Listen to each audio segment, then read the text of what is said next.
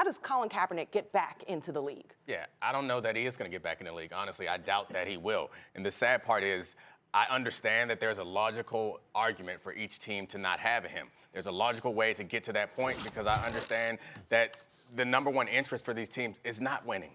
We know that. The number one interest is to win, is to make money. And they believe that Colin Kaepernick will impact their ability to make money and turn off some fans.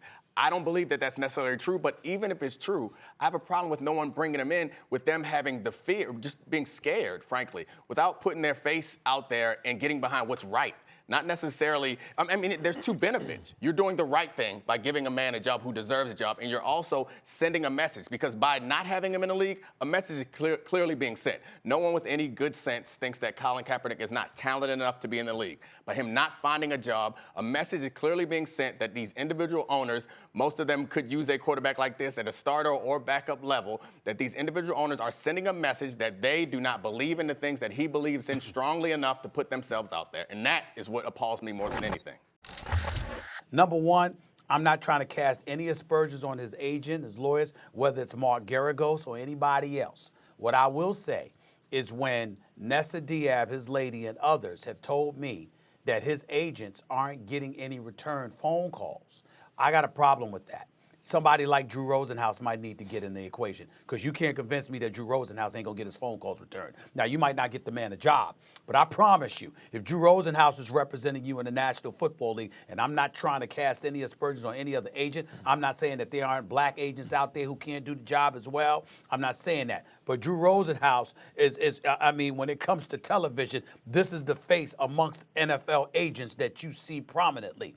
You can't convince me he cannot get a return phone call. It's one thing not to get a job, but when you ain't even getting your phone calls returned, then you're not representing me. It's just that simple. The other thing that I'd like to point out, and Dominique, I'm going to come to you with this, it's an idea that I just thought about last night.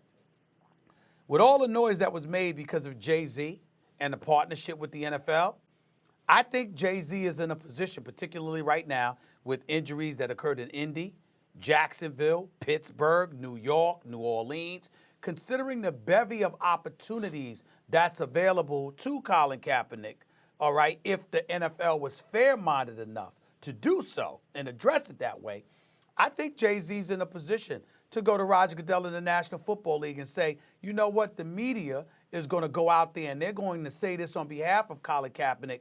Maybe we should as the league as well. Maybe it's something, it's a position that we should take, that, excuse me, this is something that needs to be addressed. Again, it's one thing for him not to have a job, but for him not to even get a tryout, when it's clear that he wants to play, when it's clear why he hasn't been allowed to play, when you see the bevy of injuries that have taken place, not to mention the fact he hasn't violated any laws legally, he hasn't violated any NFL bylaws, and even the president of the United States, who stole the narrative that Colin Kaepernick was trying to address police brutality, racial inequality, etc.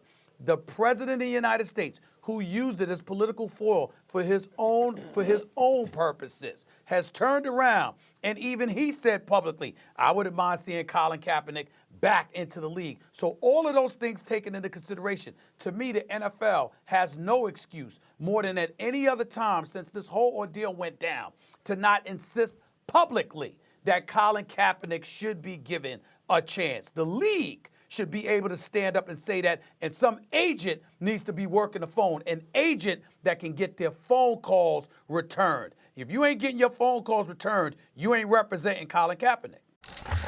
I think Stephen A's point that the NFL should come out and make a statement is a good one. And I do expect that I would have that expectation of the league in the league office. Where I disagree with Stephen A slightly is that somehow it's Jay-Z's responsibility or Jay-Z's obligation to do this, because to me, and this is not to Stephen A necessarily as much as it's to a culture.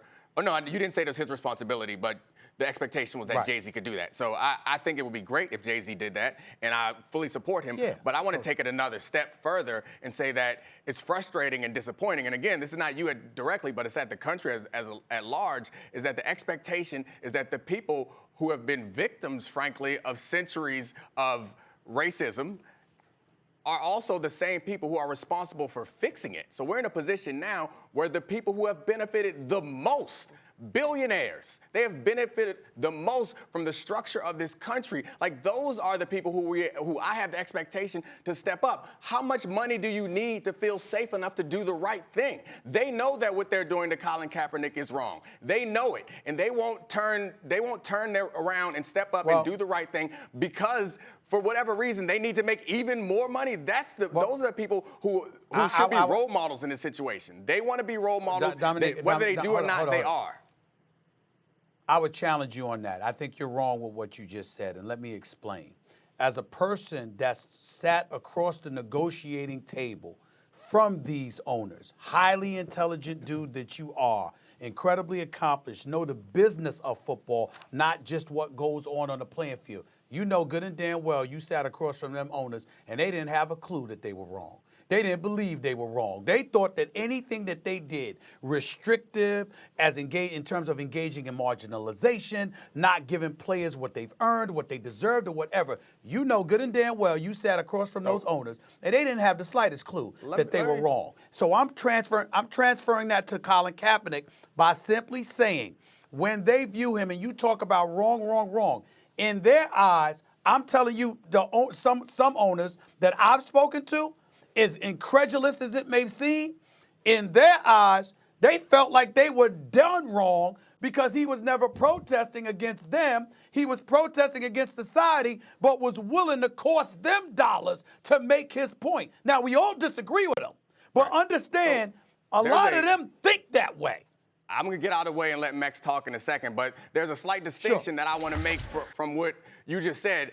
I don't think that the owners don't know that they're wrong. I think that they have a justification for being wrong. I think they know what they're doing is not okay, but they justify it, they rationalize it in their mind because they convince themselves that it is going to hurt their bottom line. Thanks for watching ESPN on YouTube. For more sports highlights and analysis, be sure to download the ESPN app. And for live streaming sports and premium content, subscribe to ESPN+.